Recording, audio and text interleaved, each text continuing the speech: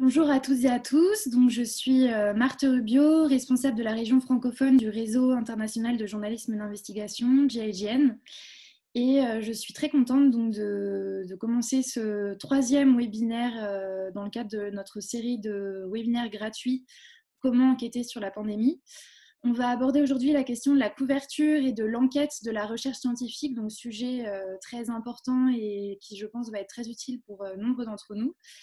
Avant de présenter nos deux intervenants, que je remercie vraiment beaucoup d'avoir libéré du temps pour préparer cette session et pour participer aujourd'hui, je voudrais juste vous inciter à participer et à poser toutes les questions qui vous viennent à l'esprit dans la petite fenêtre. Il y a une petite fenêtre avec marqué converser, un chat en fait. Vous pouvez poser vos questions et mon confrère Marc Bouchage les posera aux intervenants dans la seconde partie du webinaire. Et également, vous précisez que la session est enregistrée et que nous la diffuserons ensuite sur YouTube. Donc, je l'enverrai à toutes les personnes qui sont inscrites au webinaire à l'issue dans les jours à venir. Voilà, donc avec nous aujourd'hui, nous avons la chance d'avoir donc Yvan Pendelet. Yvan Pendelet, vous êtes journaliste scientifique et vous travaillez pour le média en ligne suisse ID News, qui est justement spécialisé dans la couverture journalistique des sujets sciences et santé et qui a été lancé il y a tout juste un an apparemment. Et Catherine Riva, vous êtes, vous, vraiment journaliste plus d'investigation et vous êtes spécialisée dans les sujets de santé publique et notamment la mise sur le marché des médicaments. Et vous êtes la cofondatrice de l'organisation à but non lucratif Recheck, ou Recheck, je ne sais pas comment on dit, qui est justement spécialisée dans la formation des journalistes à l'enquête sur la santé. Donc, on va commencer tout de suite avec vous, Yvan. Voilà, je propose de commencer. Vous pouvez vous présenter et voilà. Merci Marthe, je prends la main. Bonjour à tous, merci beaucoup pour l'invitation. Ça me fait plaisir de pouvoir m'exprimer auprès de confrères et de consoeurs. Ce que je vais essayer de vous présenter, c'est une introduction à la perspective du journalisme scientifique en ces temps de contraintes particulières qui plus est.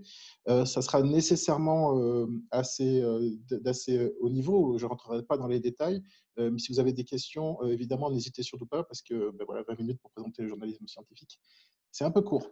Donc, je vais commencer à partager mon écran, comme ça vous verrez les slides. Alors, voilà, je pense que ça devrait être bon. On me fait oui. OK. Ouais. Alors, pour vous dire d'où je pars, donc moi j'ai un master de journalisme scientifique de Paris. Je bosse à ID News, comme Marthe a dit, à Genève, qui est un média spécialisé en sciences et santé, que je vous conseille d'aller regarder, parce que c'est pas mal. Alors, le journalisme scientifique, c'est quoi? Alors, à mon sens, c'est deux choses en fait. Donc, c'est un journalisme de spécialité qui suppose une certaine familiarité avec la science, la manière dont elle est produite, les limites qu'elle peut avoir.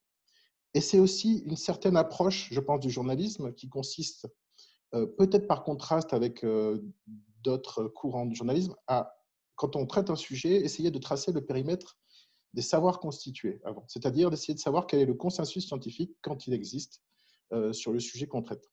Voilà. Je dis quand il existe parce que bien évidemment, il y a des situations où il n'y a pas de consensus scientifique et c'est d'autant plus vrai dans les situations qu'on connaît actuellement de crise sanitaire ou autre. Alors, juste pour les gens qui n'ont pas de background scientifique, parfois, on s'imagine que la science, c'est un magnifique tableau très bien ordonné, façon Mondrian, que vous pouvez voir, où toutes les disciplines se coordonnent entre elles et tout est cohérent et tout donne un tableau du monde parfaitement fiable. Ce n'est pas du tout le cas, hein, en fait. Le paysage scientifique, ça ressemble plutôt à quelque chose comme ça, donc un Kandinsky, où on voit que, en fait, selon les disciplines, les domaines auxquels on s'intéresse, que ce soit la médecine, la biologie, la physique, etc., on va avoir des visions du monde qui sont totalement différentes, qui ne communiquent pas toujours entre elles et qui ne sont pas toujours, d'ailleurs, qu'on a parfois du mal à faire coexister. Voilà, donc ça, c'est important quand même d'avoir ça en tête, parce que ça va avoir un impact sur la manière dont on gère nos sujets. Typiquement, quand on cherche à s'adresser à quelqu'un pour avoir un avis sur une problématique scientifiques. Donc là, on va prendre l'exemple du coronavirus, bien évidemment. Selon le type de sous-domaine auquel on s'intéresse, on ne va pas du tout s'adresser au même type de personnes. Parce que entre un épidémiologiste qui fait des modélisations mathématiques sur les vagues épidémiques et qui ne voit a priori jamais de patient de sa vie, enfin, en tout cas plus au moment où il exerce en tant qu'épidémiologiste théorique, entre un médecin généraliste qui, lui, fait face aux patients en première ligne et qui doit faire face à un certain nombre de demandes, entre un biologiste qui est virologue, qui va être spécialiste de la manière dont les virus fonctionnent, dont ils vont s'attaquer aux cellules, etc., il n'y a absolument rien à voir. Et c'est très bien d'arriver à cibler, donc il faut un peu de familiarité avec ça, mais c'est important d'arriver à cibler à qui on pose les questions, parce que sinon, on s'expose à un revers qui est assez fréquent, qui est qu'on va voir quelqu'un qui va généralement nous donner un avis sur une problématique qui n'est pas la sienne, et qui va simplement répéter ce qu'il a entendu ailleurs. Alors, c'est rarement faux, mais c'est rarement intéressant aussi. Alors, la clé de voûte du processus scientifique, et ça c'est quelque chose qu'il ne faut vraiment pas sous-estimer, c'est l'édition scientifique. C'est le processus qui conduit à produire des articles qui sont publiés dans des revues scientifiques. On peut s'imaginer un journaliste comme une espèce de machine où on met du café à l'entrée et on obtient un article à la sortie. Un chercheur, c'est un peu pareil. C'est vraiment la clé de voûte, l'article scientifique, qui va permettre en fait à un chercheur de donner publicité de ses travaux à la communauté et qui va permettre en retour à la communauté de juger de ces travaux-là et donc de l'importance du chercheur en question. La finalité étant de fabriquer un consensus sur les connaissances, évidemment. Dans le cadre de ce processus, il y a un point qui est très, très important, c'est ce qu'on appelle la revue par les pairs. C'est-à-dire, quand une équipe de recherche veut soumettre un article, elle va s'adresser à une revue scientifique. Cette revue scientifique va donner un préavis, va soit refuser d'un bloc, soit accepter potentiellement. Et ensuite, va faire procéder à ce qu'on appelle une revue par les pairs, une peer review, c'est-à-dire qu'elle va demander à des experts qualifiés du champ de se prononcer sur l'article, de faire des remarques, de faire des retours, de demander des précisions, etc. etc. Ça, c'est un processus qui est absolument essentiel et c'est seulement à l'issue de ce processus, qui peut prendre plusieurs mois, typiquement ça peut prendre 3-4 mois, qu'on va avoir un article scientifique qui est publié dans une revue scientifique et qui compte aux yeux de la communauté. Alors, pourquoi c'est important? Parce que en ce moment, ce n'est pas toujours tout à fait ce qui se passe. Avec le coronavirus, alors on a vu deux temps avec le coronavirus. Au tout début, on avait très très peu de données, donc la moindre donnée comptait. Maintenant, on a vraiment une explosion des études scientifiques qui se produit. J'ai vérifié hier, on a près de 10 000 articles qui sont parus en 3-4 mois, essentiellement sur les 2 derniers mois. Et donc, on va avoir deux types d'articles scientifiques. On va avoir ceux qui ont été publiés dans les revues classiques, en fait, qui se sont adaptés pour avoir un processus éditorial plus rapide, qui se compte en semaines et non en mois, donc qui vont être publiés dans des Nature, dans des Lancet, des choses comme ça. Et on va avoir des articles qui seront pré-publiés sur des sites d'archives et qui vont être mis à disposition de la communauté alors qu'ils n'ont pas fait l'objet d'une revue par les pairs. Ce qui veut dire qu'ils n'ont pas du tout le même niveau de légitimité que les autres articles, ce qui veut dire que potentiellement, alors en général, ce n'est pas le cas, ça reste des équipes scientifiques qui le font, mais potentiellement, on peut trouver d'énormes conneries dedans.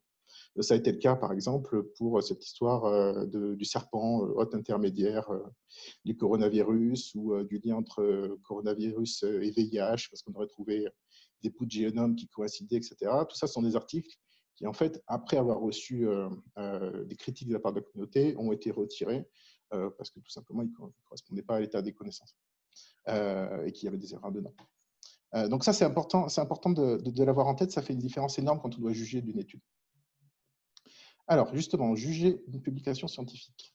C'est une vaste question hein, qui n'est pas tout à fait facile à résumer. En général, comment ça se passe?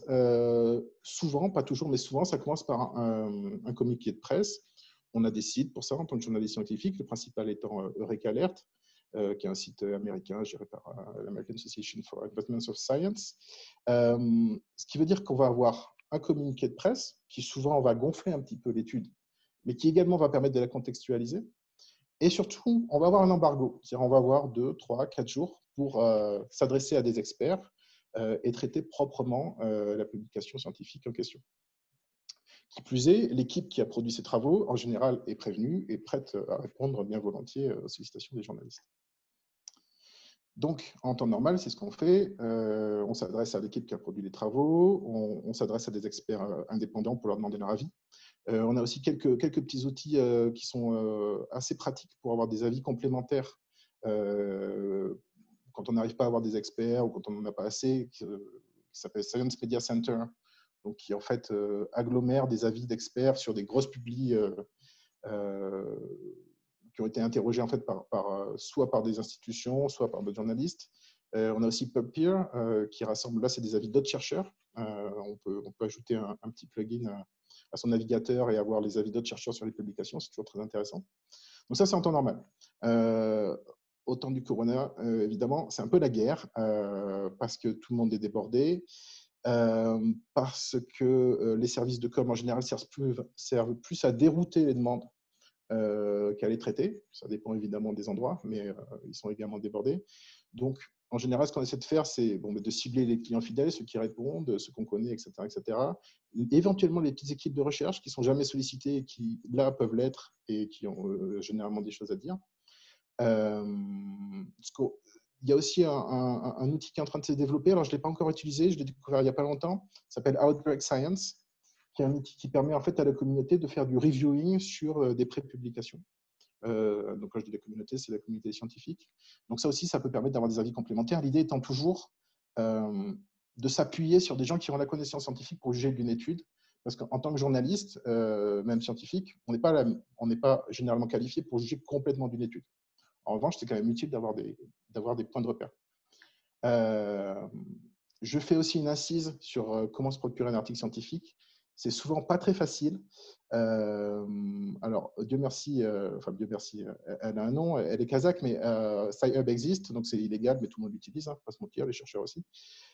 C'est toujours accessible. Si vous n'arrivez pas à y accéder, cherchez, parce que c'est toujours accessible, je vous promets, en passant par Tor, en changeant de DNS, etc. Et ça permet d'avoir la majorité des articles scientifiques. Il y a aussi d'autres points que j'ai listés, que je ne détaille pas. Au temps du coronavirus, tout va bien, tout est ouvert, tous les articles sont disponibles gratuitement, sans aucun problème. C'est génial, ça ne va pas durer, mais pour l'instant, ça résout le problème. Alors, là, on en vient au cœur du sujet, c'est quand il s'agit d'évaluer une publication, soi-même en tant que journaliste, soit pour décider de la traiter, soit parce qu'il faut commencer à l'exposer au lecteur pour essayer de savoir quoi leur raconter, en s'appuyant évidemment sur les avis d'experts. Qu'est-ce que je vais regarder? La première chose que je vais regarder, enfin je dis je, les autres journalistes scientifiques font à peu près la même chose, c'est la revue dans laquelle elle a été publiée. Est-ce qu'elle est de qualité? Alors évidemment, il y a des cas où c'est pas très compliqué de savoir, hein, quand c'est un Nature, un Science, quand c'est… alors les 4 grandes revues en sciences biomédicales, c'est 2 américaines, 2 britanniques, hein, c'est le JAMA, le New England, le Lancet et le British Medical Journal.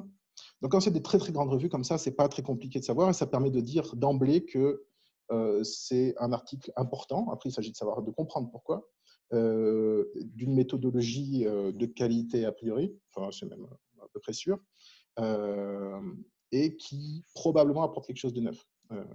Voilà. Mais dans le cas général, comme des revues scientifiques, il y en a des centaines, c'est pas toujours évident de savoir. Alors, il y a des outils pour ça, des outils bibliométriques qu'on appelle, alors il y en a plusieurs qui existent. Les principaux s'appellent soit le facteur d'impact, soit le SJR. Donc, l'idée étant toujours la même, c'est de mesurer le nombre de fois que tel article est repris dans d'autres articles scientifiques. Voilà. Et ça permet, surtout le SciMago Journal Rank, qui est accessible gratuitement, d'évaluer en fait si une revue est prestigieuse, lue par tout le monde, si elle fait autorité. Vous voyez là sur l'image que j'ai mise, donc là j'ai cherché à faire un ranking des revues en infectiologie. Alors c'est important, il faut toujours le faire par sous-domaine, hein. Si on demande un ranking des revues en médecine, ça n'a pas trop de sens. Et là, on voit donc les revues, il y en a comme ça des centaines, hein, qui sont ordonnées. On voit celles qui sont dans le premier quartile, c'est-à-dire les 25% les plus lus, en tout cas, et qu'on peut imaginer les plus importantes. Et ça permet déjà de se faire une bonne idée de la légitimité de l'article auquel on s'intéresse. Il y a un problème que je saute pour aller rapidement, mais on pourra en reparler dans les questions, c'est celui des revues prédatrices, c'est-à-dire fausse revue scientifique ou qui se donne tous les atours d'une revue scientifique, mais qui en réalité n'en apporte aucune des garanties. Assez souvent. Deuxième point qu'on va essayer de caractériser, c'est qui a produit la recherche. Alors, petit rappel, comme vous voyez sur l'image, j'ai mis un Nature Medicine. Dans la liste des auteurs, en général, les dos argentés, hein, donc les chefs d'équipe, les auteurs qui comptent, ils sont à la fin. Alors, sauf exception, ça peut dépendre des équipes de recherche, mais ils sont à la fin. Donc, c'est ceux-là qu'il faut regarder. Si vous pouvez discuter avec quelqu'un, c'est mieux de cibler ceux-là, en général. Ils sont plus durs à avoir, mais c'est eux qui ont conçu les recherches, c'est souvent eux qui ont disons, le background nécessaire pour pouvoir à la fois vulgariser et sortir du sujet. Et ensuite, donc l'idée, pour essayer de se faire une idée pour essayer de savoir si une équipe est légitime, si elle est reconnue dans le champ, c'est pas très très facile. La meilleure façon, c'est évidemment de demander à des experts eux-mêmes. On peut aussi utiliser des outils bibliométriques, le principal étant le H-index, qui est un peu l'équivalent de l'impact factor, mais pour un chercheur, qui permet de savoir si un chercheur est très cité. Alors, juste pour info, j'ai vérifié pour Didier Raoult, il avait un H-index de 144 Daniel Weiss, qui est juste incommensurable. Voilà, mais ça ne résout pas le problème non plus. Ça veut dire que c'est juste un élément parmi beaucoup. Et ensuite, il y a quand même quelque chose qui marche assez bien, même s'il ne faut pas en faire l'alpha et l'oméga, mais l'institution de rattachement, en règle générale, quand on a une équipe qui est, je ne sais pas, Harvard, Johns Hopkins, Oxford, ou voilà, souvent, c'est une équipe qui pèse un petit peu plus dans le game que Clermont-Ferrand, par exemple. Ensuite, le point important et le point qui est clairement le plus complexe à maîtriser. Donc ça, je vais juste survoler, parce que ça demande un petit peu de s'y frotter en profondeur. C'est cette notion de niveau de preuve. Alors, le niveau de preuve, c'est une notion qui est indissociable de celle de médecine fondée sur les preuves. L'idée, ça va être de se fournir une méthodologie formelle pour évaluer à quel point un résultat scientifique est fiable. Et à quel point un résultat scientifique est fiable, ça va dépendre en fait du type d'études qui viennent à l'appui de ce résultat scientifique. Alors, comme vous pouvez voir ici sur le schéma, on va avoir différents niveaux de preuve qui dépendent aussi des méthodologies employées. En gros, on peut s'arrêter sur 3 niveaux: niveau élevé, niveau intermédiaire, niveau faible. Niveau élevé, en général, qu'est-ce que ça veut dire? Ça veut dire que pour déterminer un résultat scientifique, par exemple, que tel médicament est efficace dans telle maladie avec tel patient, on aura pour appuyer cette assertion un essai clinique randomisé, j'y viens après sur ce que ça veut dire, voire deux, qui convergent, qui sont de bonne qualité et qui sont en fait la meilleure façon de pouvoir dire que quelque chose fonctionne dans le monde réel.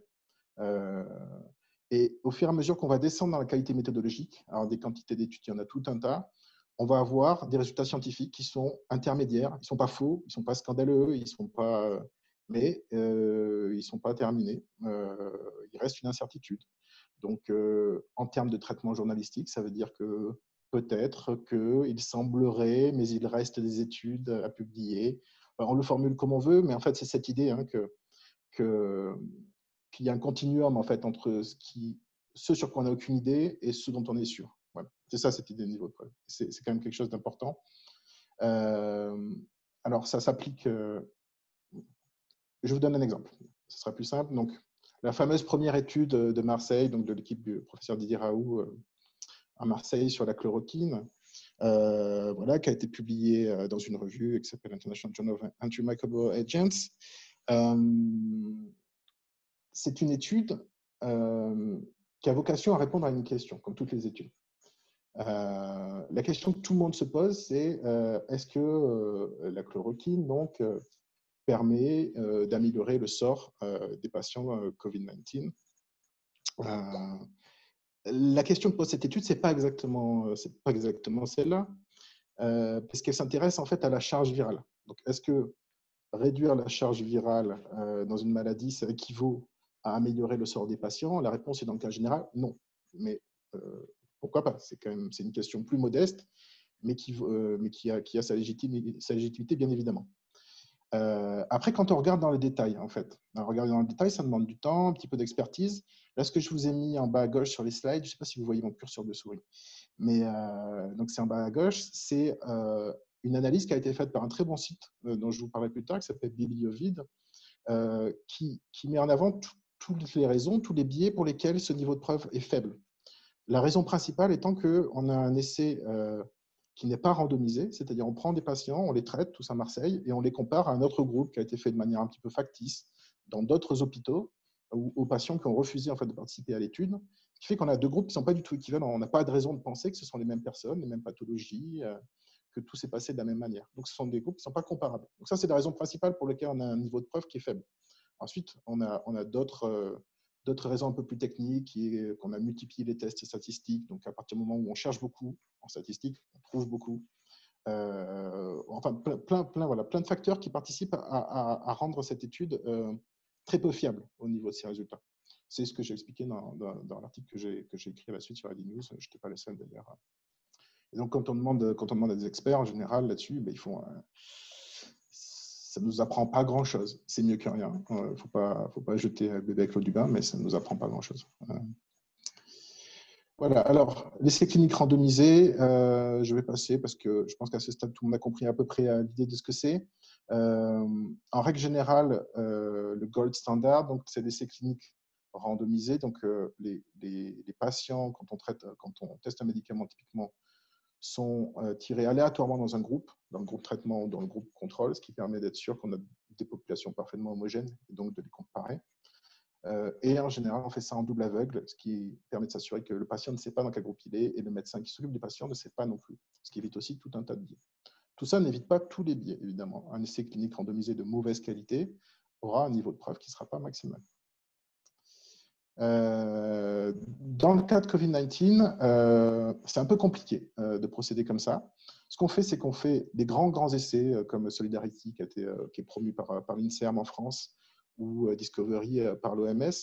On fait des essais cliniques randomisés pour avoir un bon niveau de preuve, mais on n'est pas en mesure de les faire en double aveugle parce que ça pose des problèmes pratiques et éthiques insolubles. En fait, on ne peut pas imaginer qu'un patient qui soit dans une situation de vie ou de mort prennent un traitement alors que le patient ne sache pas à la limite et que le médecin ne sache pas quel traitement il donne à son patient, ça c'est pas jouable parce que évidemment la prise en charge va évoluer, etc. Donc on s'adapte, mais on garde cette idée générale, en tout cas c'est celle qui fait consensus dans le milieu de la recherche clinique, de manière générale, qu'il faut des essais cliniques randomisés pour pouvoir déterminer de manière ferme un résultat qui va donc déboucher sur une généralisation d'un traitement.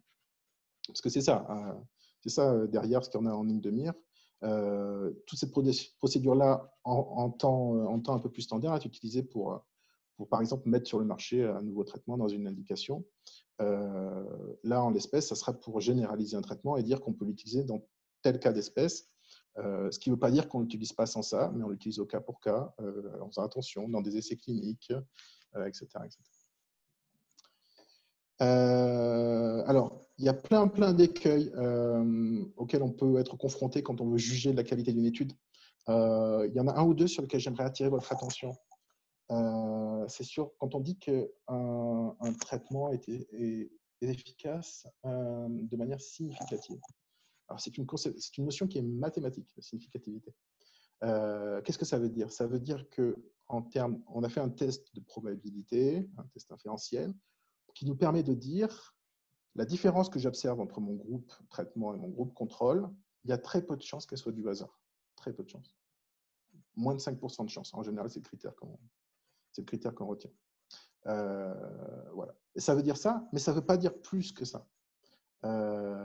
Et c'est là où il faut être un petit peu attentif. Par exemple, lundi, la PHP, donc les hôpitaux de Paris, a diffusé un résultat sur simple communiqué, sans donner les données d'ailleurs, ce qui est un peu même très atypique, sur l'efficacité tocilizumab, donc un anticorps monoclonal qui est utilisé dans les maladies auto-immunes, pour empêcher la dégradation de l'état de santé des patients COVID-19 qui sont dans un état moyen, ils sont sous oxygénothérapie et on essaie d'éviter évidemment qu'ils aient un soin intensif avec des taux de mortalité énormes à 30 ou 40%. Et donc, la PHP a fait ce communiqué en disant que le critère du jugement principal, donc c'était ça, la dégradation de l'état, a été atteint chez une proportion significativement plus faible de patients dans le bras tocilizumab. Donc ça veut dire que l'essai est réussi d'un point de vue statistique. très bien. Il y avait un critère, il a été respecté, etc. Est-ce que ça veut dire que c'est pertinent au plan clinique? Est-ce que ça veut dire qu'on a affaire à un traitement miracle? On ne sait pas du tout. Alors, traitement miracle, c'est rarissime, hein, donc on peut avoir une idée. Est-ce que ça veut dire que c'est vraiment un game changer, comme on dit, que ça va vraiment bouleverser la manière dont on prend en charge la maladie? Ça, on n'en a aucune idée. Ce n'est pas un test statistique qui permet de le dire. Ça, c'est vraiment l'expertise des cliniciens qui permet de le dire. A priori, moi, pour avoir discuté avec quelqu'un qui connaît bien l'essai clinique, ça ne paraît pas être trop le cas. Alors, un autre écueil fréquent aussi quand on juge ce type d'études, c'est oublier de qui on parle. Je m'explique, c'est qu'en général, on se dit un médicament soigne une maladie et c'est très bien, et un essai clinique montre qu'un médicament soigne une maladie et c'est très bien. En fait, il y a tout un tas de critères beaucoup plus précis et ça n'a pas trop de sens de parler de manière aussi générique. En général, ce qu'on peut dire, c'est tel traitement va être efficace à tel degré dans une maladie à tel stade. Et c'est le tel stade qui est important. Donc, par exemple, il y a très, très peu de chances qu'on arrive à trouver un traitement qui soit efficace pour le coronavirus, à la fois au premier stade de la maladie, qui est le stade plutôt viral. Donc là, le stade de pneumopathie, où c'est le tableau viral qui prédomine, et aussi au stade plutôt immunologique, où on voit qu'on a une réaction immunologique dans les zones touchées par le virus, où là, c'est le système immunitaire qui part en live. Et ce sont deux situations cliniques très différentes. Et quand on s'intéresse à est-ce qu'un médicament est utile, il faut absolument préciser dans quel cas de figure on est. Pareil pour l'état de gravité des patients. Sinon, ça n'a pas trop de sens. Je termine rapidement parce que je pense qu'il est temps. Oui. Par vous donner quelques sources utiles. Alors, il y a des sources évidentes que je passe parce qu'elles sont évidentes. Il y a des sources légitimes que vous avez déjà, je pense, tous identifiées. Ça va être l'OMS, ça va être les CDC, CDC américain, CDC européen, CDC chinois quand ça s'applique, etc. En France, c'est le Conseil de santé publique qui fait les revues de littérature et qui décide des recommandations pour la prise en charge de Covid-19, etc. Il y a toutes les task force nationales. Vous pouvez retrouver les revues, les rapports de la task force française sur le site du ministère de la Santé. Les Suisses, à ma connaissance, ne sont pas encore mises à disposition. Voilà. Après, il y a des sources qui sont un peu moins institutionnelles, mais qui sont bien utiles. Moi, pour me renseigner, pour suivre un petit peu ce qui se fait en recherche et pour suivre l'air du temps, j'utilise beaucoup Twitter.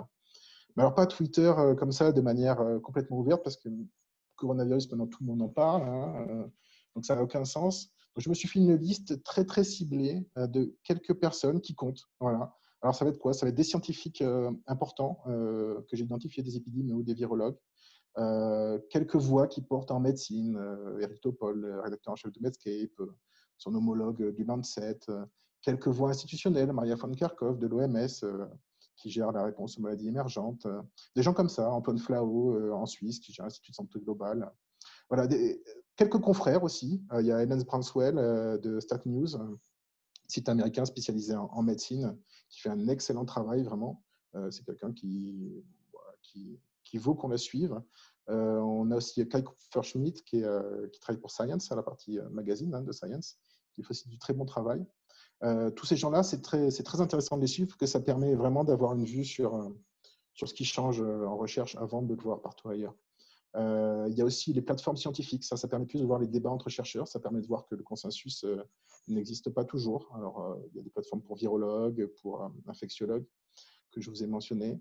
À l'occasion, si vous avez de goût sur YouTube, alors c'est un monsieur, c'est un Britannique, un ancien professeur en sciences infirmières qui, chaque jour que Dieu fait, même parfois 2 fois par jour, fait un bilan très très factuel, mais très très précis, très très pédagogique de qu'est-ce qu'il y a de nouveau sur l'épidémie.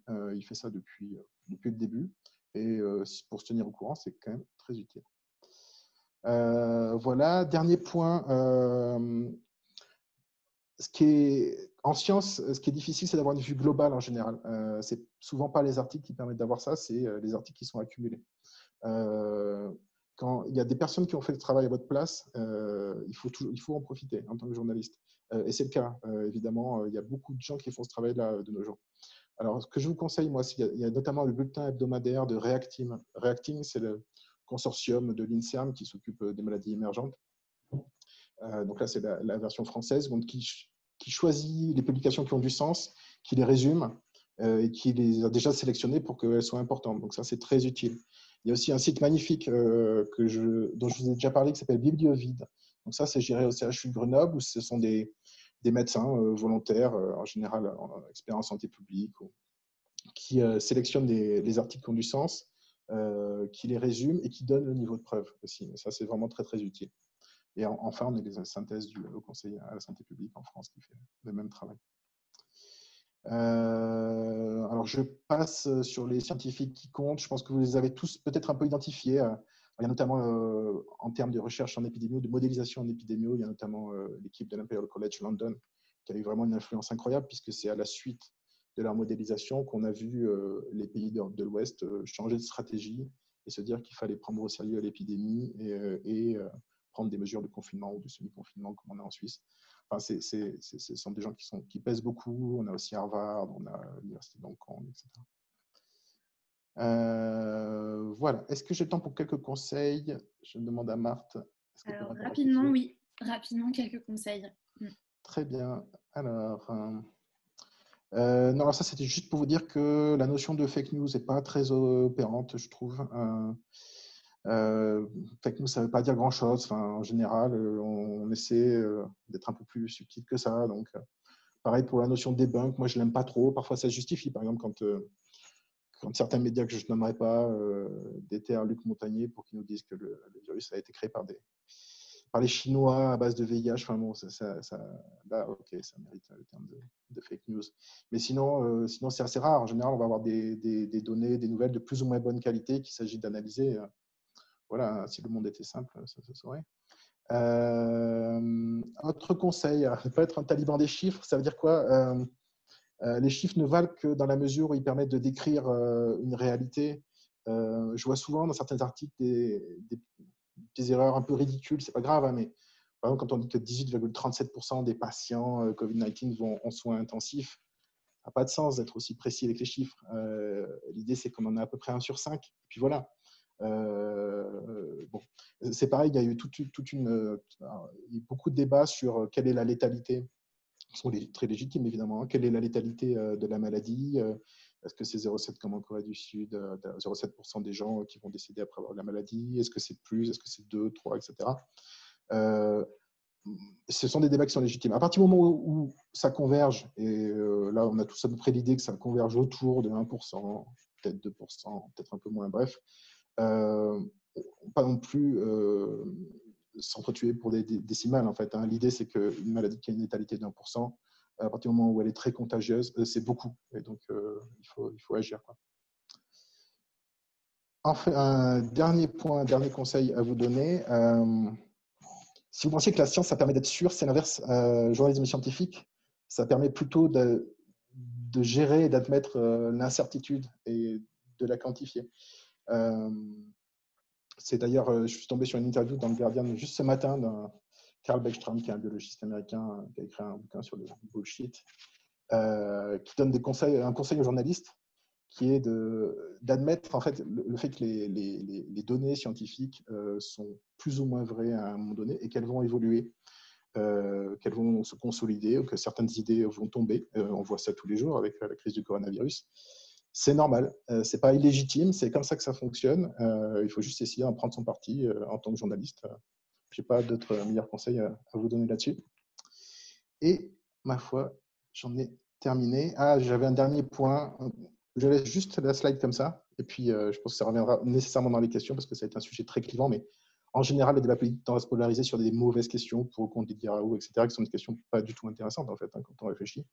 Les bonnes questions étant quel est l'intérêt d'un traitement pour guérir les patients éventuellement, pour enrayer l'épidémie, à quel point il faut s'affranchir des précautions d'usage quand on évalue des traitements parce qu'on est en temps de crise. Tout ça, ce sont des bonnes questions. Pour ou contre Didier Raoult, moi personnellement, je m'en fous. Je trouve assez marrant. Je pense qu'il a dit pas mal de bêtises, mais en même temps, c'est quelqu'un qui a aussi une forme de compétence. Bon, voilà, c'est pas trop la question.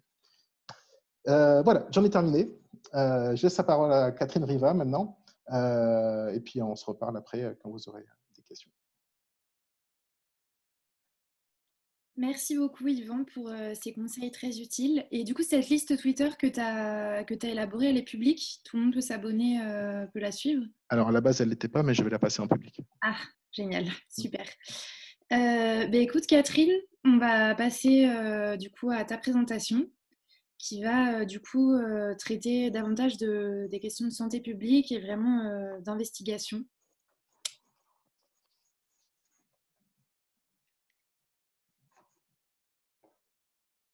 Ou pas? Parfait, c'est bon. C'est parfait? Ok, Ouais, d'accord. c'est bon. Bien. Alors, je vais d'abord me présenter brièvement. Donc, je suis journaliste d'enquête. Je suis spécialisée depuis plus de 10 ans dans l'enquête dans le domaine de la santé. Je me suis associée avec une consoeur qui est également très expérimentée dans le domaine des enquêtes de santé, Serena Tinari. On a fondé en 2015 Recheck, donc vous voyez le logo en ce moment à l'écran. Notre idée, c'était justement de monter un bureau d'enquête indépendant pour pouvoir développer, appliquer et enseigner des méthodes d'investigation et certains principes déontologiques qui sont, à notre avis, à la croisée des principes du journalisme d'enquête et de ceux de l'evidence-based medicine, donc cette EBM, cette médecine fondée sur les preuves. Cela veut dire entre autres que nous intégrons dans l'enquête certains principes issus de l'EBM parce que nous avons remarqué que ces principes nous aidaient à identifier des enjeux importants, les intérêts qui étaient à l'œuvre dans les affaires de santé et à déterminer si le public avait été induit en erreur. Alors, la question qu'on peut se poser, c'est pourquoi l'EBM? Eh bien, c'est comme le montrer très clairement, en fait, ces deux grands enfin, ce sont deux parmi les pères fondateurs de l'EBM, donc Claude Bernard, auteur de l'introduction à l'étude de la médecine expérimentale, qui est paru autour de 1865, sauf erreur, et David Sackett, qui est fondateur au début des années 90 de l'EBM telle qu'elle est définie aujourd'hui, c'est-à-dire l'utilisation consciencieuse, explicite et judicieuse des meilleures données disponibles pour la prise de décision concernant les soins à prodiguer à chaque patient. L'idée de l'EBM, c'est que la médecine doit être soumise à la démarche expérimentale, et ce pour trois raisons. La première, c'est parce que ça ne suffit pas qu'un patient guérisse après avoir reçu un traitement pour conclure que ce traitement est efficace. Ensuite, parce que ça ne suffit pas qu'un médecin pense qu'un traitement est efficace pour que ce soit le cas. Et aussi parce que la médecine peut être très dangereuse, de mal que de bien. Donc, un patient peut parfaitement guérir tout seul, sans intervention médicale. Donc, en ce sens, l'EBM est souvent présentée, alors qu'on la présente souvent comme une démarche excessivement formaliste, excessivement attachée à la statistique, à la méthodologie. C'est en réalité, en fait, une démarche qui est avant tout profondément éthique, parce que son but, c'est de protéger les patients contre des traitements inutiles, voire dangereux. C'est donc une recherche centrée sur l'être humain. Et pour pouvoir dire qu'un traitement marche, il faut qu'il ait été évalué sur l'être humain dans le cadre d'études qui respectent un certain nombre de règles et de standards, dont notamment l'essai randomisé contrôlé dont vous a parlé Yvan tout à l'heure, hein, qui est l'outil de choix dans l'EBM. Au fil du temps, nous avons développé un certain nombre de principes pour un peu aiguiller notre travail et il nous semble, aussi bien à Serena qu'à moi, que ces principes ont toute leur validité quand il s'agit d'enquêter dans la crise actuelle. Le premier de ces principes, c'est de toujours lire la publication en entier. Quand on est journaliste d'enquête, pas forcément au fait des questions de santé, on pourrait avoir la tentation de se contenter du communiqué de presse, de se contenter de lire l'abstract. Il faut vraiment réussir à dépasser un petit peu les réticences et se plonger et lire l'article en entier. Ensuite, il faut évaluer la qualité des preuves disponibles. Nous, on est persuadés que c'est tout à fait possible d'intégrer en tant que journaliste certains réflexes, certaines grilles de lecture et certains principes pour analyser ces preuves. Il faut toujours vérifier les faits et vérifier surtout aussi le bagage des personnes qui s'expriment dans une affaire de santé, indépendamment de leur réputation. Même si quelqu'un est éminent, même si quelqu'un est extrêmement connu, notre devise est « tout le monde mérite un check ». On recommande aussi d'éviter de se focaliser uniquement sur les suspects habituels. Le journaliste d'enquête a souvent en fait une certaine vision du monde avec certaines valeurs. Il y a certaines catégories qui va qualifier plus facilement de bad guys et d'autres qui sera plus enclin à voir comme victimes. Il faut essayer de s'abstraire un petit peu de cette vision-là pour passer au crible tout le monde. Il est important de tirer les enseignements du passé parce qu'il y a beaucoup d'invariants dans les scandales sanitaires qui ont tendance à se répéter chaque fois. Et il faut toujours se demander à qui ça profite. À notre sens, la santé est un domaine dans lequel il est absolument impératif d'enquêter. Ces 6 principes sont nécessaires parce que nous avons tendance à penser que la santé est un système qui fonctionne bien, un système qui s'articule autour de différentes instances, où chaque instance, on l'a représentée ici sur ce schéma dans les cercles, a ses propres codes de conduite, a parfois aussi des lois qui lui imposent un certain nombre de fonctionnements, et que ce cadre-là garantit finalement qu'elle fasse son travail proprement. Le problème, c'est que déjà en temps normal, ce système est miné par des dysfonctionnements qui sont extrêmement importants, et actuellement, tout indique qu'il dysfonctionne. Et que même dans bien des cas, il n'est plus du tout à même finalement de remplir sa fonction. C'est-à-dire qu'en fait, les différentes instances n'arrivent plus à se corriger mutuellement. Alors, lire l'article original en entier, c'est absolument indispensable, car il faut savoir en fait que aussi bien les chercheurs que les institutions auxquelles ils sont affiliés ou que les firmes pour lesquelles ils travaillent se servent des communiqués et des abstracts le plus souvent. Donc, l'abstract, c'est ce résumé qui figure toujours en début d'article et qui, dans la plupart des cas, est toujours en accès libre. Parce qu'en fait, le communiqué et l'abstract sont souvent utilisés comme espace de vente. C'est-à-dire que les faiblesses, les limites de l'étude, il n'en est jamais question dans un abstract ni dans un communiqué. Or, les faiblesses méthodologiques d'une étude, est-ce que les auteurs ne disent pas? C'est souvent aussi important, voire plus important que ce qu'ils mettent en avant. Il faut donc toujours aller chercher la publication originale, il faut la lire en entier et pas seulement se contenter de lire l'abstract. Yvan vous a expliqué, là par exemple, lorsqu'on prend cette annonce du 27 avril dont a parlé Yvon sur le tocilizumab, on a uniquement le communiqué de presse, on n'a aucune publication, on n'a aucune donnée qui nous est donnée. On est censé croire les chercheurs sur parole. Là, le réflexe doit être d'avoir une certaine méfiance. Et cette méfiance, elle est d'autant plus appropriée que lorsqu'on voit qu'en fait, il y a un autre anticorps monoclonal qui, lui, n'est pas commercialisé par Roche, mais commercialisé par Sanofi, qui cible le même récepteur, lui a échoué à améliorer, à générer des améliorations chez les patients traités.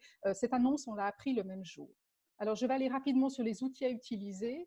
Vous allez chercher les publications sur le portail PubMed, donc, où sont indexées toutes les publications scientifiques, médico-scientifiques. Et comme vous l'a dit Yvan, quand l'article n'est pas en libre accès, vous allez sur Sci-Hub, ça se présente de cette façon. Donc, quand vous avez un article ici, vous pouvez voir ce qu'on a entouré avec le cadre rouge, c'est le numéro de chaque article. En fait, c'est le numéro d'indexation, ça s'appelle la DOI. Et lorsque vous êtes sur Sci-Hub, il suffit de mettre le numéro de la DOI, de cliquer sur Open, et vous allez avoir en général l'article qui apparaît au format PDF. Donc, comme là aussi évoqué Yvan, Elbakian, elle fâche beaucoup les éditeurs de revues médicales. Donc, elle est forcée de changer presque tout le temps de nom de domaine. Mais par exemple, sur son compte Twitter, donc sur le compte Twitter de Sci-Hub, vous avez régulièrement les URL auxquelles vous pouvez accéder. Quand vous lisez un article aussi, c'est important d'avoir en tête comment un produit pharmaceutique arrive sur le marché. Alors, traditionnellement, le développement des produits pharmaceutiques est découpé en plusieurs phases. Il y a d'abord ce qu'on appelle une phase préclinique, où on fait avant tout de l'expérimentation in vitro et où la molécule est testée également sur des animaux. Et puis, elle est suivie jusqu'au moment où on arrive à l'homologation, donc qui s'appelle AMM sur le schéma, autorisation de mise sur le marché. Il va y avoir 3 phases qu'on appelle cliniques parce que là, en fait, ce sont des êtres humains sur lesquels on va tester la molécule ou le vaccin. Et chaque phase, en fait, remplit une fonction très précise. Alors, comme vous le voyez sur ce schéma, en temps normal, le développement pour arriver jusqu'à une mise sur le marché, c'est long, ça dure longtemps. On est en train de sauter des étapes qui sont essentielles pour avoir un minimum de connaissances sur le rapport bénéfice-risque d'un traitement. Parce qu'une fois que le produit est sur le marché, il n'y a plus de contrôle, il n'y a plus de comité d'éthique, il n'y a plus de cadre. L'expérience est menée en grandeur nature.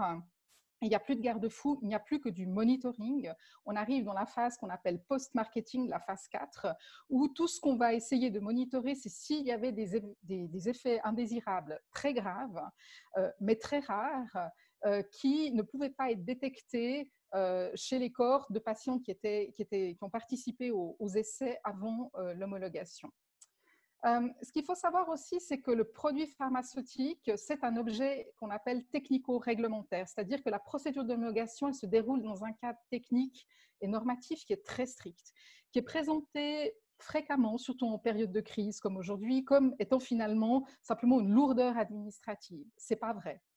Les phases, elles ont été pensées et élaborées parce qu'on essaye d'en apprendre un maximum et que quand on va commercialiser un produit et qu'on va dire oui, son rapport bénéfice-risque est favorable, qu'on a des connaissances solides sur lesquelles s'appuyer. Ce qui est très important aussi, c'est que cette procédure d'homologation, elle va déterminer l'indication du produit pharmaceutique. Là, par exemple, on voit avec le tocilizumab, il avait une autre indication et maintenant, on va essayer de le tester pour l'indication Covid, enfin les pneumonies à Covid.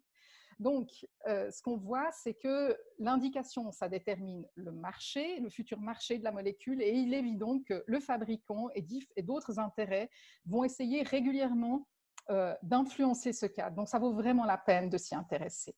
Un autre aspect qu'il faut savoir, c'est que les vraies innovations thérapeutiques, en fait, sont très rares. Depuis 1981, la revue Prescrire attribue la pilule d'or aux médicaments qui constituent un progrès thérapeutique décisif dans un domaine où les patients et soignants étaient totalement démunis. Vous avez à droite toutes les années où Prescrire n'a pas pu attribuer cette pilule d'or. Donc, en fait, on n'a eu aucune innovation véritable en termes thérapeutiques. Ce qu'il faut savoir aussi, c'est, bon, Yvon vous en a parlé, il vous a montré ça sous forme de tableau, on peut aussi symboliser ça sous forme de pyramide, c'est qu'en fait, toutes les études ne se valent pas, ça c'est important en fait aussi de le savoir quand vous lisez votre article. Et puis ici, on a ici aussi une version encore plus simplifiée. Ce qu'il faut savoir, c'est que les seules études qui permettent de parler de preuves, je le répète, ce sont les essais randomisés contrôlés et également les revues systématiques d'essais randomisés contrôlés. Les autres types d'études sont importants pour générer des hypothèses qui vont devoir être testées, mais elles ne permettent pas de dire qu'on a la preuve que tel traitement entraîne tel effet. Donc, quand on vous parle d'essais in vitro dans un communiqué sur des animaux, de modélisation, de petites études cliniques, on est dans un niveau où on ne peut pas dire qu'on a une preuve. Ensuite, la médecine, l'EBM a développé un outil de lecture critique qui est intéressant parce qu'il avait été élaboré pour aider les médecins à lire la littérature scientifique. C'est l'outil PICO, c'est-à-dire en fait ça reprend l'acronyme de quatre dimensions ou critères qui permettent de décomposer une question clinique. Donc P pour patient ou problème, I pour intervention évaluée, C pour comparateur et O pour outcome, c'est-à-dire le critère, qu'est-ce qu'on essaye de mesurer finalement en fait avec cette étude.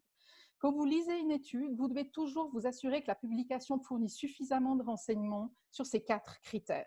Alors avec Covid, on voit d'emblée qu'on a déjà de grosses lacunes parce que ne serait-ce que pour caractériser le P au sens de problème médical, les connaissances sur cette maladie, sur son mode de propagation, sa létalité, son histoire naturelle, elles sont encore largement insuffisante, il y a encore beaucoup de spéculations.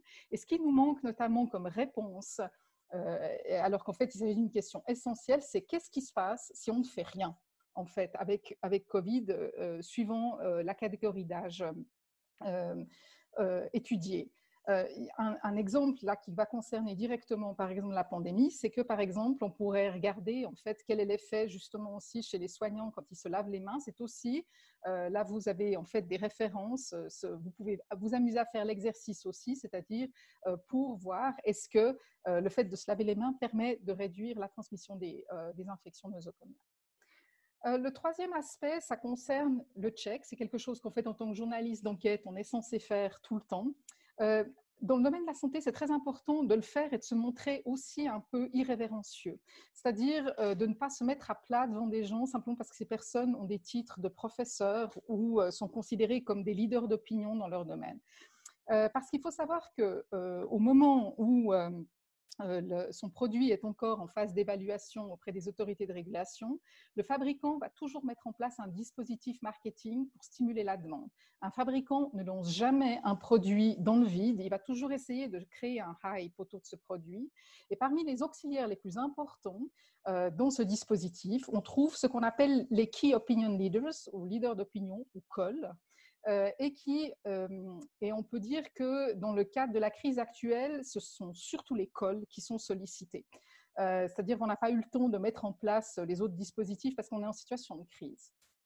Alors, les cols, ce sont des experts qui font souvent figure d'autorité dans leur domaine. Ils sont extrêmement respectés par leurs pairs, sont des personnes très influentes et ils sont aussi très sollicités par les médias. Alors, il faut savoir que ce n'est pas forcément parce qu'une personne est très compétente qu'elle devient un col. Un col, ça se fabrique, ça se commande. Il existe des entreprises spécialisées pour ça, pour fournir des cols. Comme les slides que je vous montre en ce moment, c'est une entreprise en fait qui propose justement d'identifier le col pour tout le cycle de vie du produit thérapeutique ou préventif en fait développé par l'industrie. Donc, par rapport, même si une personne est éminente, elle mérite toujours qu'on se pose quelques questions sur son background, sur ses liens d'intérêt. Donc cette question nous amène à la grande question dont il est souvent question quand on parle de scandale de santé, c'est celle des conflits d'intérêts. Donc voici là la définition qu'on a donnée en 1993, Dennis Thompson. Un conflit d'intérêts, c'est une situation dans laquelle le jugement professionnel concernant l'intérêt primaire, c'est-à-dire le bien du patient ou l'intégrité de la recherche, est susceptible d'être influencé de manière excessive par un effet secondaire. Donc, ce qui est important dans cette définition, c'est que le conflit d'intérêt, c'est une situation, pas un résultat. C'est une situation qui est objective. C'est une situation à risque aussi. Pourquoi? Parce que le conflit d'intérêt augmente le risque de juger les faits de manière biaisée, unilatérale et partiale. Ça, ce n'est pas moi qui l'affirme, c'est largement documenté dans la littérature. Donc, qu'est-ce qu'on entend par intérêt primaire ou intérêt secondaire, par exemple, dans le cas d'un médecin? L'intérêt primaire, ce sera ne pas nuire, résoudre le problème de santé aussi bien que possible. Et l'intérêt secondaire, ça peut être la carrière, la reconnaissance, la gloire, le statut, des revenus, des honoraires, des brevets, des cadeaux. Et malheureusement, le problème des conflits d'intérêts est extrêmement répandu. Il est extrêmement répandu aussi bien chez les chercheurs que dans les domaines de la formation continue, de la formation initiale des médecins, de la formation postgraduée. Il pose un problème parce qu'il appelle à des mécanismes inconscients, c'est-à-dire notamment la réciprocité, le fait de se sentir obligé de rendre l'appareil lorsqu'on a reçu un soutien, une invitation, un cadeau. La réciprocité, c'est un principe de socialisation universel et il fonctionne surtout de manière inconsciente. Et de manière tellement inconsciente d'ailleurs qu'on a vraiment pas mal de faisceaux convergents qui montrent qu'une personne en situation de conflit d'intérêt n'est pas du tout en mesure de déterminer par elle-même dans quelle mesure elle est influencée, si elle l'est par exemple. Donc on a tous tendance aussi à avoir un regard assez indulgent envers soi-même. Et on a tous tendance, qu'on soit un éminent prof ou un simple kidam, à surestimer son indépendance de jugement.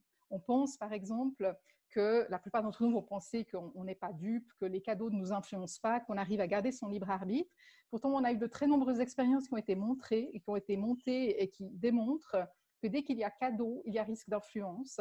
Mais surtout qu'on ne peut pas dire quel genre de cadeau est problématique. Parce qu'on a dit, oui, alors les cadeaux un peu excessifs comme le séjour aux Seychelles pour tout payer pour se rendre à un congrès, ce n'est pas la même chose que de recevoir un stylo bille. Eh bien non, et d'ailleurs c'est sans doute une des raisons pour lesquelles l'industrie pharmaceutique fait offrir régulièrement des stylos aux médecins par ses visiteurs médicaux, c'est qu'en fait il n'y a pas de valeur seuil, il n'y a pas de relation directe entre l'importance de l'avantage et l'influence qu'on obtiendra. Donc, ça veut dire que le stylo bi, avec le logo, est tout aussi problématique que le fait de séjourner tout frais payé dans un hôtel de luxe dans le cadre d'un congrès. Le problème aussi, c'est que le conflit d'intérêts influence le jugement. Il va favoriser ce qu'on appelle des biais cognitifs. Donc, les biais cognitifs, c'est des raccourcis qu'on a et qui sont là pour satisfaire le besoin de cohérence qu'on a tous. Et donc, ça veut dire que le biais cognitif va faire que vous allez favoriser ou pondérer davantage les éléments et les informations qui confirment votre point de vue et que vous allez minimiser ou prêter moins d'attention aux éléments qui l'infirment. Alors, on sait que plus l'attente, l'avantage ou la menace de perdre quelque chose est importante, plus ce mécanisme est puissant. Mais néanmoins, les personnes concernées ont toujours un sentiment d'objectivité. Donc, il s'agit de biais qui sont inconscients. Alors, un exemple qui montre que les experts méritent toujours un petit check, c'est quelque chose que j'ai fait rapidement hier. Alors, on prend le cas d'annonce du tocilizumab. Donc, on pourrait penser que l'assistance publique des hôpitaux de Paris n'a rien à voir avec Roche, que c'est une étude qui est complètement indépendante. On se rend compte que non, en fait, la PHP est partenaire de l'Institut Roche en fait, en France. Et on voit aussi que le doute est permis quand on regarde les auteurs. Par exemple, l'un des auteurs en fait, a reçu des honoraires, un soutien financier, notamment on voit de Roche-Rougail. Roche-Rougail, c'est l'alliance de 2 laboratoires pharmaceutiques qui développent et commercialisent précisément le tocilizumab qui a été utilisé pour son action immunosuppressive dans la polyarthrite rhumatoïde.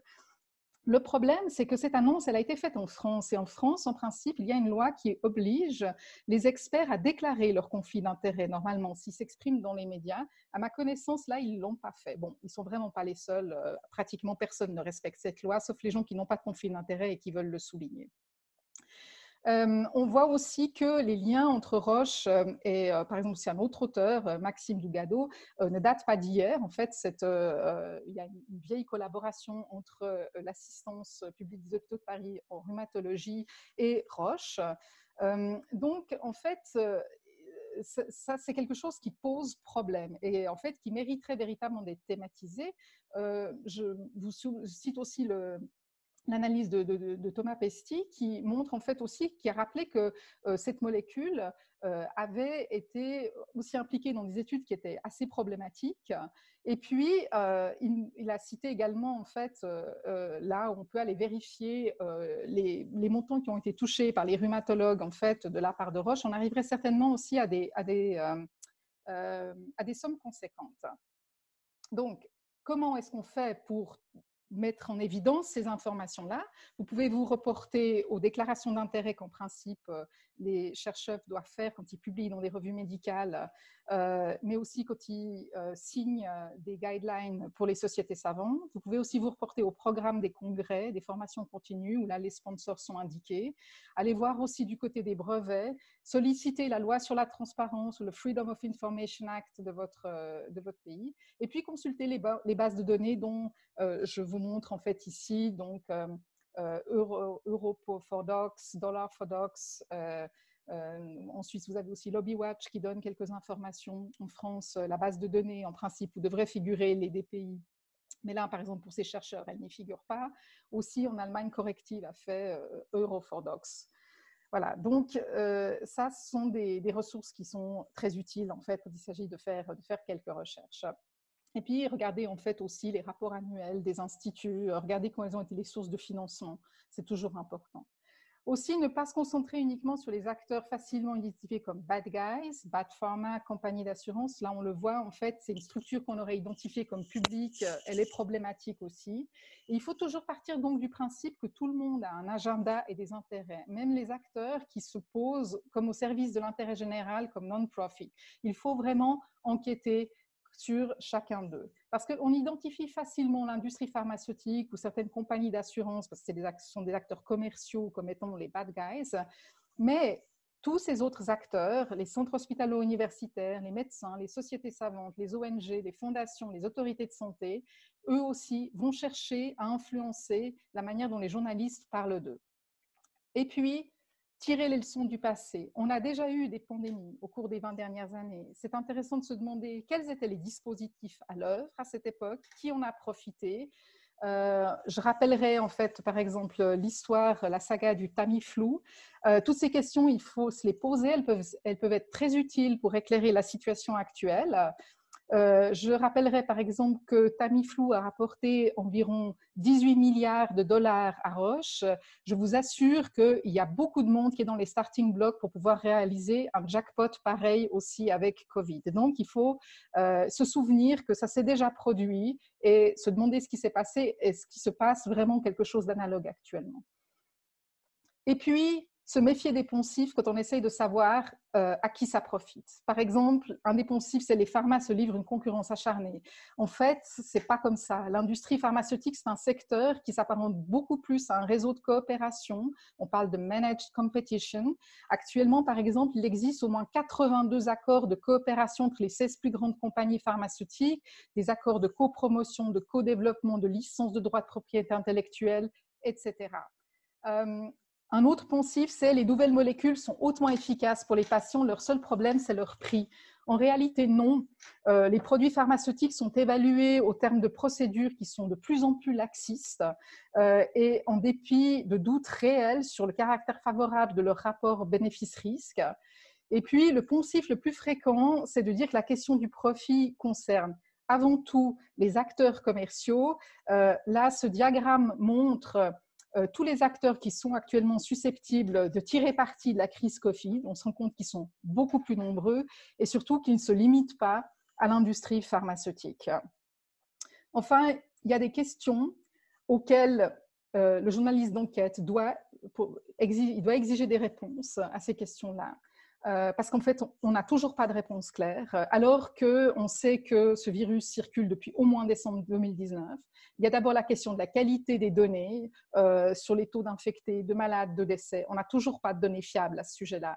Il y a la question ensuite de la fiabilité des tests sérologiques et des tests PCR. Il y a la question des preuves dont les autorités disposent sur l'efficacité de certaines mesures qu'elles préconisent, voire qu'elles imposent aux populations, comme le confinement, la distanciation, le port des masques. Il y a la question du design, des études, dans le cadre desquelles les médicaments, les vaccins, éventuellement les mesures barrières vont être évalués. Est-ce que ces études sont randomisées, contrôlées ? Si elles sont ouvertes, de l'aveugle, le nombre de sujets. Ce n'est pas pareil si une étude porte sur 300 patients ou si elle porte sur 12 patients. Quels critères d'évaluation ? Est-ce qu'on a des critères intermédiaires ou des critères durs ? Est-ce que les données sont publiées ou au moins consultables ? Tout ça, en fait, ce sont des questions qu'il faut poser et il ne faut pas avoir peur d'insister pour les poser. Ce sont des réponses que les gouvernements et les scientifiques doivent à la population. Ensuite, pour finir, quelques repères. Vous avez d'excellentes ressources sur un site dédié qu'a mis en place le Center for Evidence-Based Medicine à Oxford. Ça s'appelle Oxford COVID-19 Evidence Service. Je vous recommande vraiment d'aller dessus. Il y a des réflexions très intéressantes. Et sur Twitter, pour compléter peut-être la liste d'Yvan, je ne sais pas si si on se recoupe, c'est de suivre par exemple des gens comme Claudina Michal-Teitelbaum qui a des réflexions très intéressantes, Carl Hennegan du CIBM, Jane Lenzer, François Pesti. Voilà, donc j'en ai terminé pour ma part et je vous remercie de votre attention. Donc voilà notre site et voilà également le fil Twitter, vous pouvez nous suivre. Merci beaucoup Catherine, c'était vraiment très intéressant et très éclairant. Et du coup, on a eu beaucoup de questions des participants pendant que vous parliez tous les deux. Donc, on va commencer par une première série de questions. Marc ? Ouais, une première série sur les articles. Vous avez évoqué tout à l'heure le fait qu'il y avait une explosion du nombre d'articles, près de 10 000 liés au coronavirus ces derniers temps. Il y en a qui s'interrogeaient pour savoir, à titre de comparaison, quel est le volume d'articles publiés en temps normal. Et si ces articles scientifiques, l'explosion de ces articles, fait que les publications devraient être diffusées sur Internet et accessibles à tout le monde. Enfin, est-ce que tout le monde aura aussi la possibilité de les décrypter de son côté? Alors, et ensuite, on pourra revenir sur le risque de conflit d'intérêts. Oui. Ok, alors de manière générale, dans le champ biomédical, je pense que l'ordre de grandeur, c'est à peu près 1 million d'articles par an. Donc on voit que c'est quand même assez énorme. Mais en réalité, c'est sur une myriade de problématiques, de santé ou scientifiques. Donc, j'ai fait un rapide check parce que j'avais vu la question pendant que Catherine parlait, tout en écoutant Catherine évidemment. Avec une recherche PubMed sur influenza comme mot-clé, j'ai à peu près 5000 articles par an. Voilà. Sur une maladie infectieuse respiratoire qui est loin d'être anodine également. Même si, voilà. Donc ça permet de comparer, quoi. 5000 dans un cas, 100 000 dans l'autre. On a une question sur le risque de conflit d'intérêts. Par exemple, si la revue est dite sérieuse, mais que l'institut de rattachement est parfois un institut public dans un pays qui peut être touchy, est-ce qu'il y a un moyen de se prémunir de ce biais-là? Et la personne cite le fait qu'à l'étranger, comme en France, avec les liens entre les chercheurs et les industriels, par exemple, dans l'industrie pharmaceutique, on est parfois confronté à des risques de conflit d'intérêts. Et si, d'après votre expérience, effectuer des recherches au cas par cas pour chaque chercheur auquel on est confronté, est-ce que c'est efficace à chaque fois? Est-ce qu'il y a une meilleure solution? Alors oui, non, il faut le faire. Il faut le faire d'abord parce qu'il faut savoir que dans les déclarations d'intérêt qui sont publiées dans les revues médicales, même les plus prestigieuses, même les Big Five, personne ne vérifie l'exactitude de ces déclarations d'intérêt. Donc, elles sont souvent lacunaires. Et il faut savoir aussi que même si, en principe, l'association faîtière des éditeurs de revues médicales prévoit des sanctions en cas de déclaration incomplète ou fausse, ces sanctions ne sont pas appliquées. Donc, le check, il faut absolument le faire. Et puis, vraiment, il faut le dire, c'est quelque chose qui est drôle à faire. Enfin, c'est pas du tout quelque chose qui est fastidieux ou pénible. Il faut se rendre compte en fait qu'il y a des circonstances en fait dans lesquelles les chercheurs ont même une certaine fierté en fait à exhiber les nombreux liens qu'ils ont parce que c'est quelque chose qui vous qualifie pour dire que vous êtes un col. Donc, il y a vraiment des endroits, par exemple notamment les congrès, où en fait ils ne s'en cachent pas du tout. Enfin, je veux dire au contraire. Pareil aussi lorsqu'ils siègent dans certains comités ou certains conseils scientifiques qui conseillent les autorités, tant qu'ils sont entre eux, c'est quelque chose en fait par rapport auquel ils n'ont aucune gêne en fait. Donc, je pense vraiment que pour chaque chercheur, surtout si c'est un chercheur qui est très en vue, ça vaut vraiment la peine de chercher. Alors, on a quelqu'un qui demande si, afin de déterminer la pertinence d'un article, ce que vous pensez de la notion de transparence du protocole et de la réplicabilité de l'expérience, c'est-à-dire la possibilité pour les autres chercheurs de reproduire le plus exactement possible l'expérience pour ensuite comparer. Un mot peut-être, et Catherine complétera au besoin.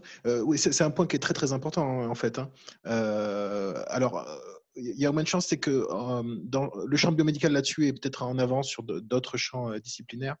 Les protocoles sont toujours déclarés à l'avance. Ils sont, quand on a un essai clinique, on a des sites qui répertorient le protocole de l'essai clinique.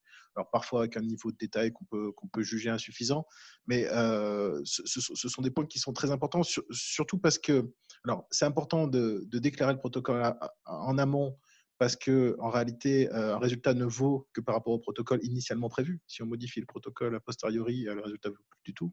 On appelle une modification post-hoc, c'est très, très mal vu en recherche. Et évidemment, ça permet ensuite de répliquer, et comme on a vu en evidence-based medicine, un résultat ne vaut de manière vraiment ferme que dans la mesure où il est répliqué au moins une fois par une équipe indépendante.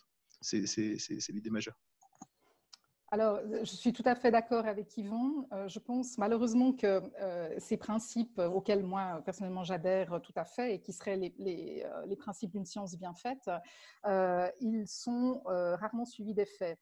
Donc, il est vrai que depuis 2005, les firmes ont l'obligation de déclarer de manière prospective, c'est-à-dire avant de lancer les essais, le protocole.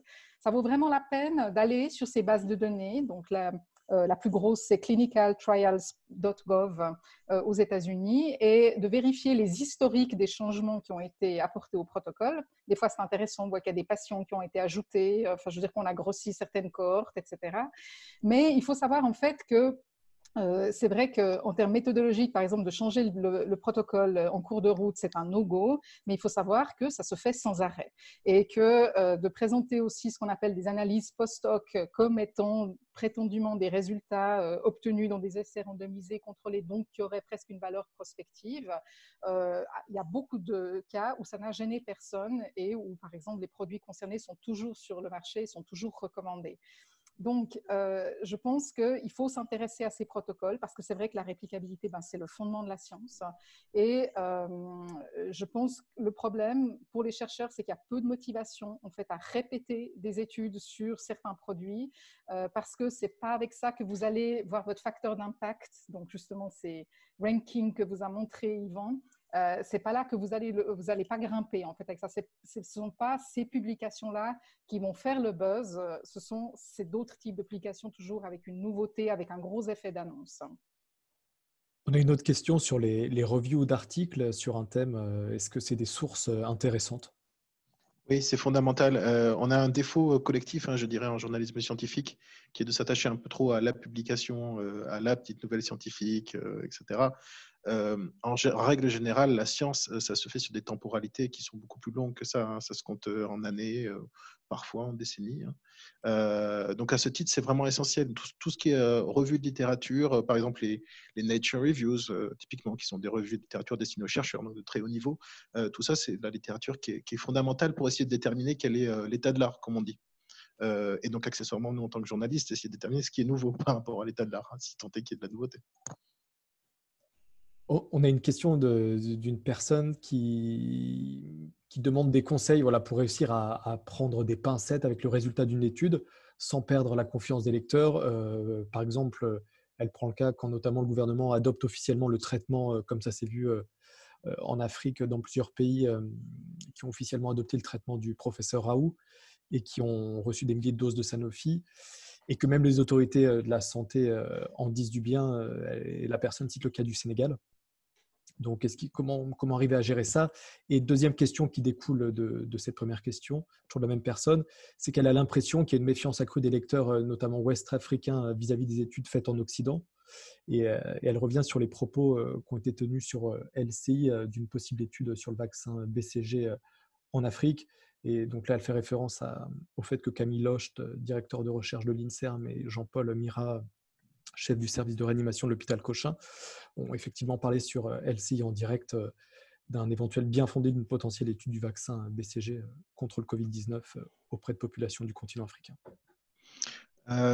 Pour répondre peut-être sur la première partie de la question, je ne me sens pas compétent sur la deuxième, mais en fait, à mon avis, on a peut-être deux responsabilités. C'est d'une, d'essayer de décrire de manière la plus précise et nuancée possible l'état des connaissances scientifiques, donc en nuançant les résultats, en disant en l'état de l'art, on a tel niveau de preuve, qu'est-ce qui manque pour éventuellement prouver un effet, etc., etc. Ça, c'est la base. Ensuite, il ne faut pas se leurrer non plus. Les problématiques qu'on traite, elles ne sont pas purement scientifiques. Il y a aussi des considérations déjà un peu plus large de santé publique qui entre en jeu, donc politique, donc également économique, etc. Donc il faut pas se leurrer. Par exemple, quand on voit que l'armée décide de s'emparer de stocks de chloroquine de manière préventive, on peut se dire, au vu des données scientifiques, c'est débile. On peut aussi se dire que d'un point de vue stratégique, c'est peut-être pas si débile. Enfin, voilà, donc ce sont pas des questions simples. Donc, à mon avis, il ne faut pas tomber non plus dans l'illusion qu'à partir du moment où on a décrit l'état de l'art des connaissances scientifiques consensuelles, on a épuisé le sujet. Pas du tout. On commence juste à le traiter, en fait. Pour ce qui concerne les études menées en Occident, il faut savoir aussi que pour beaucoup de médicaments qui sont commercialisés, où les fabricants très clairement ciblent les pays industrialisés, c'est-à-dire les pays riches, les essais ont été menés en Afrique et dans les pays en développement. Donc, il y a des deux qui sont là par rapport à... et c'est évident que ça a été décrit de manière admirable, par exemple dans le roman de John le Carré, La constance du jardinier, c'est évident que dans beaucoup de cas de figure, les pays en voie de développement sont une aubaine en fait pour les pour les fabricants, parce que pour les populations locales, elles ont l'impression que comme ça, elles accèdent en fait à certains traitements en participant à ces essais. Et puis, de l'autre, on peut dire qu'il n'y a pas les mêmes précautions en termes d'éthique qui sont prises en fait aussi. Ça, c'est vrai que c'est un problème général. Je dirais qu'il s'agit de confronter finalement des autorités, à mon sens, que lorsque des autorités imposent des mesures en fait à des populations ou les recommandent en fait de manière très forte, elles doivent une explication aux populations, c'est-à-dire qu'elles doivent leur expliquer sur quoi s'appuie leur analyse, et si elles ne le font pas spontanément, ce qu'elles font d'ailleurs rarement, c'est aux journalistes de leur demander des comptes à ce sujet-là, de demander des explications, de demander de voir les preuves sur lesquelles elles s'appuient, et aussi qu'elles fassent la part des choses entre ce qui est, comme disait Yvan, une décision qui est politique, et autrement, ce qui est une décision où on dit c'est fondé sur la science. Mais de dire les experts le recommandent, par exemple, ça vaut rien du tout. L'avis d'experts, dont la pyramide des preuves que je vous ai montré tout à l'heure, c'est tout en bas, c'est au stade où on a 0 preuve. Donc, les autorités vous doivent plus que ça, les gouvernements vous doivent plus que ça. Et ce sont des renseignements qu'il faut demander. À mon sens, les populations y ont droit. Alors, on va encore prendre 2 questions. Ça marche. Et ça n'a pas manqué, il y a des questions sur le professeur Didier Raoult. Que pensez-vous des études publiées par Didier Raoult et ses équipes sur l'efficacité de l'hydroxychloroquine, et pourquoi, pourquoi quelqu'un demande pourquoi c'est idiot un article du genre pour ou contre Raoult? Est-ce que vous avez commencé? Ok. Alors c'est idiot, c'est mon point de vue, on ne peut pas être d'accord, hein. Pour moi, disons que c'est franchement pas la question la plus pertinente du point de vue des sujets qui nous occupent en tant que société, quoi. Voilà. Après, on peut toujours se faire un avis sur le professeur Raoult, il n'y a pas de problème avec ça. Moi, j'avais discuté avec lui en tout début d'épidémie, ça n'avait pas encore débarqué chez nous, et clairement, il avait pris le parti de minimiser, de dire que ça n'allait pas plus que les accidents de trottinette, que ça n'allait jamais débarquer parce que les maladies virales sont des maladies d'écosystème, etc., etc. Bon, je pense qu'il a été quand même pas mal démenti par les faits. Ensuite, ça n'en fait ni un monstre, ni… voilà, il faut pouvoir admettre aussi une certaine forme de dissensus au sein de l'espace public. Moi, ce que je pense alors je ne suis pas la meilleure personne pour évaluer la littérature sur l'hydroxychloroquine, hein. Moi, ce qui me semble se dessiner, c'est que pour l'instant, on n'a pas des résultats ouf, c'est le moins qu'on puisse dire. On a même eu là une publi il n'y a pas longtemps qui montre que si on commence à forcer les doses, on a carrément de la mortalité en plus. Donc, il faut être vraiment très, très prudent par rapport à ça. Le principe éthique de base en médecine, c'est quand même le primum non nocere, hein, c'est ne pas nuire. Et c'est un risque qui est réel, en fait. On a souvent tendance à le sous-estimer en tant que patient en disant, bon, allez, il vaut mieux ça que rien, finalement. Non, c'est pas sûr. C'est pas sûr. Voilà. Après, je pense qu'il y a aussi… C'est clairement quelqu'un, c'est un chercheur qui est très reconnu, qui est très compétent dans son champ en microbiologie. Est-ce qu'il est autant sur la méthodologie clinique, sur la santé publique? On peut avoir des doutes. Moi, j'en ai. Voilà. Qu'est-ce que je peux dire d'autre sur Raoult? À mon avis, ce qui est intéressant là-dedans, c'est qu'on a vu que ça avait retenti, alors, non seulement au sein de la population générale, mais aussi chez certains médecins. Il y a des médecins, même pas mal de médecins, qui disent bah oui, mais moi déjà, je le respecte en tant que chercheur, bah, oui, ok, c'est légitime, c'est clair. 2, moi je suis confronté à des patients tous les jours, et parfois, être capable de proposer quelque chose, ça a une valeur. Alors c'est difficile à quantifier, c'est difficile à mesurer, mais ça a une valeur en tant que clinicien. Bon, je peux entendre ça. Moi, je suis pas tout à fait convaincu. Après, il faut aussi faire confiance, parce que ce qui se passe en fait concrètement en l'état, c'est que on l'utilise un peu au feeling. Enfin, les cliniciens l'utilisent un peu au feeling. En Suisse, c'est utilisé, en France aussi, etc. Ils se fondent sur leur expertise, leur sens clinique. Bon, c'est en situation d'absence de données, c'est encore ce qu'on peut faire de mieux, quoi. À partir du moment où on aura des données fermes, et là, normalement, ça ne devrait plus trop tarder, je pense, hein, une histoire de semaines, quoi. Là, ça sera autre chose.